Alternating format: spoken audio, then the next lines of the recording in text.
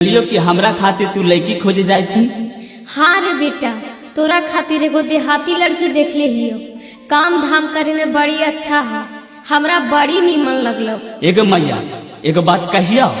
कहना रे बेटा। हमरा ऐसा वैसा लड़की ना चाहिए, हमरा देहात के लड़की ना चाहिए मैया, हमरा शहर के लड़की चाहिए। शहर के लड़की, देहात के लड़की से हम शादी न करबे। काहे?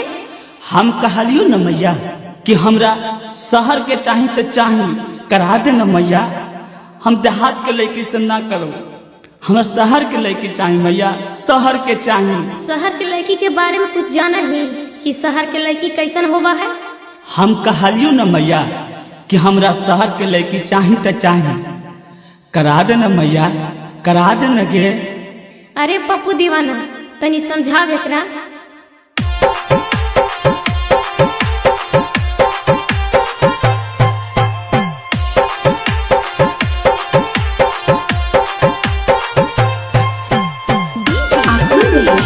पप्पू दीवाना की मधुर आवाज में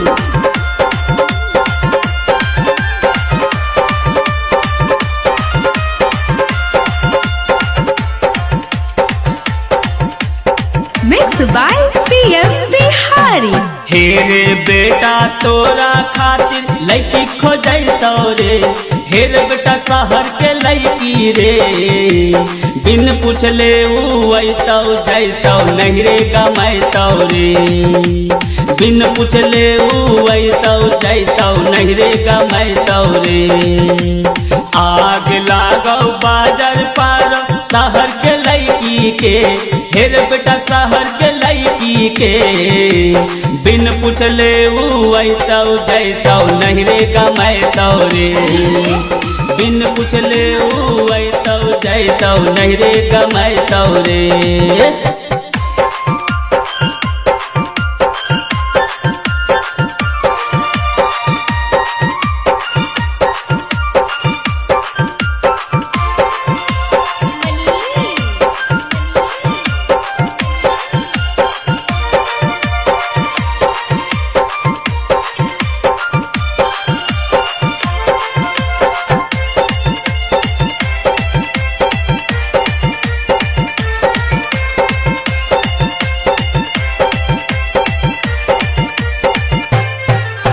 नाइटी पहिरतौ ऊ टी-शर्ट पहिरतौ ऊ जींस पहिरतौ रे, हे रे बेटा जींस पहिरतौ रे, मथवा के ऊपर ऊ चश्मा लगैतौ नहीं शरमैतौ रे, बिन पूछले ऊ अइतौ जैतौ नहीं रे गमैतौ रे।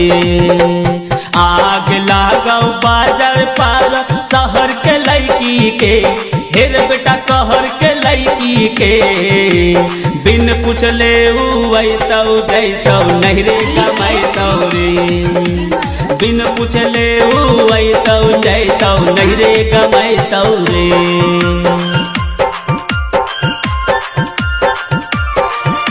आप सुन रहे हैं पप्पू दीवाना की मधुर आवाजों में।